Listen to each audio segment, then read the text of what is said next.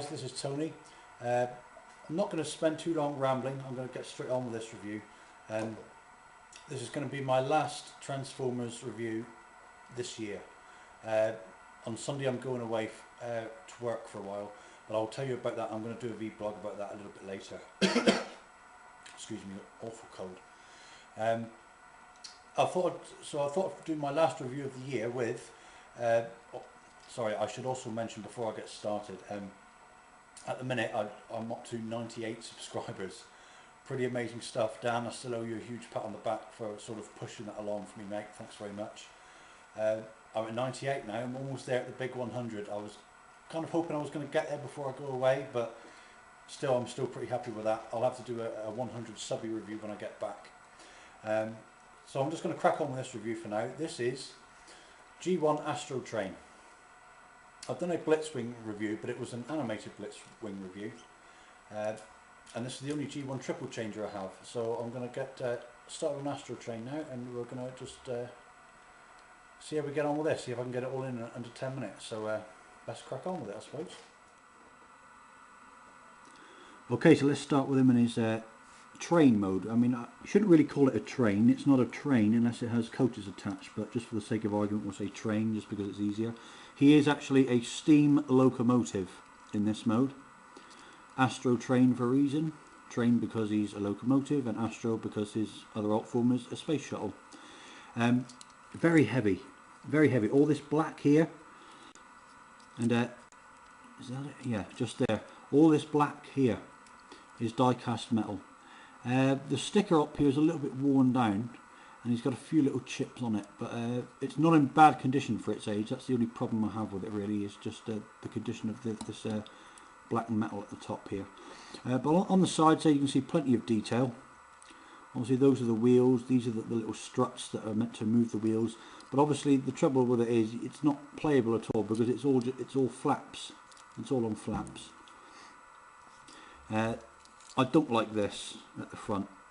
These two great big wheels jutting out at the back, at the sides on the front, and there are two more at the back, but these are for his space shuttle mode. But I still don't see why they need to be there, really. It's not like you wheel a space shuttle across the floor, is it? But still, so nice detail on him. Decepticon insignia there. I'll just turn around so you can see the other side. I've turned the lamp on here just so that I can show you this detail properly. Because if I turn it off, it well, I don't know. Oh, it's not too bad. I'll leave it on anyway. So yes, that's his locomotive mode. I'm going to take him now to space shuttle mode. Now this is a little bit complicated, I find anyway. The first thing to do is move these flaps. See, again, this is where I don't think this is his best mode, actually. This space shuttle mode is his best mode. So we've got that there, and we need to flip them right up. Oops, put that back in to there, and they will just clip into the side, and they'll stay there like that.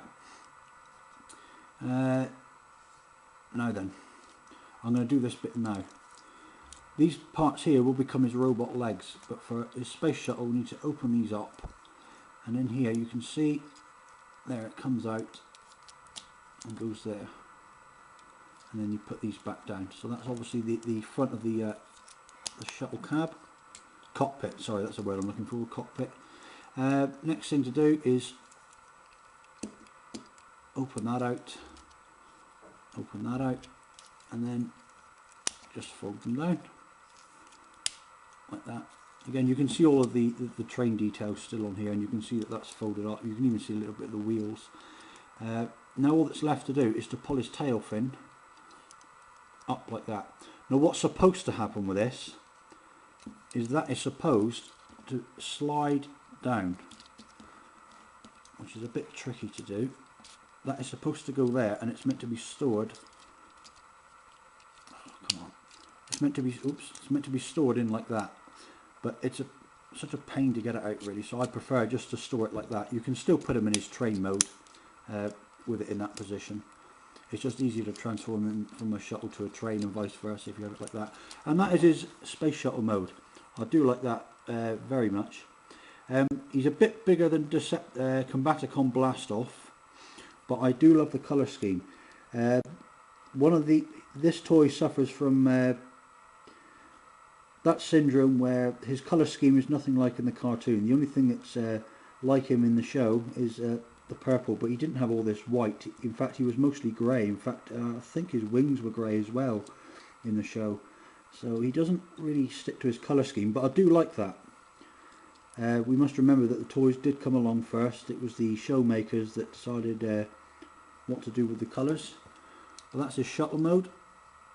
So he goes from train to shuttle, hence the name Astrotrain.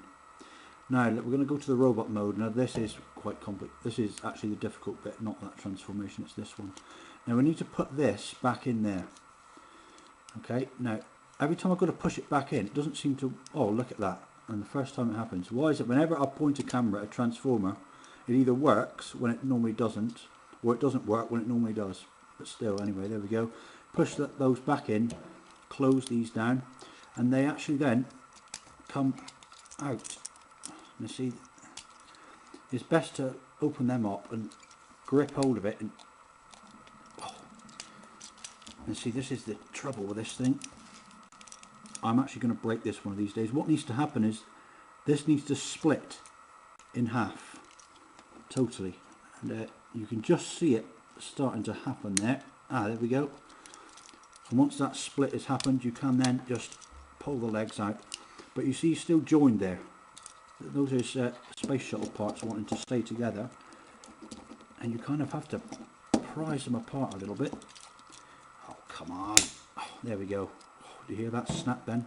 See, that tab wants to stay in that hole, just in there, and it's a bit of a bugger to get it out, to be honest, and I'm always scared that I'm going to snap this guy or break him one of these days. But anyway, so that's the front half of him done. Now for the robot mode, his top half, see this little notch in there, you just pull out these little flaps there, and again on that side, and those are going to be his pathetic little arms. So we'll just pull them to that position. And in fact, I'm going to adjust the camera just a little bit. There we go. Right, so we now have this. You can see basically what's going to happen here. This back section will lift up like that, and you just put it down to his back, and there you can see his head. Now what's left to do is get rid of these things. Now